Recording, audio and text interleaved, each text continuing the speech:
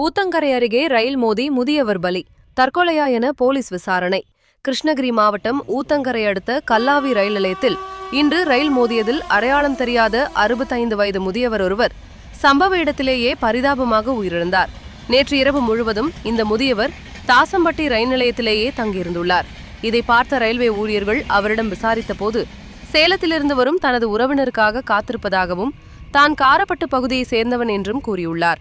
இந்த நிலையில் இன்று அதிகாலை ரயில் நிலைய தண்டவாட பகுதியில் அவர் இருந்தபோது அவ்வழியாக அதிவேகமாக வந்த ரயில் முதியவர் மீது மோதியது. இதில் அவரது தலை சிதைந்து சம்பவ இடத்திலேயே உயிரிழந்தார்.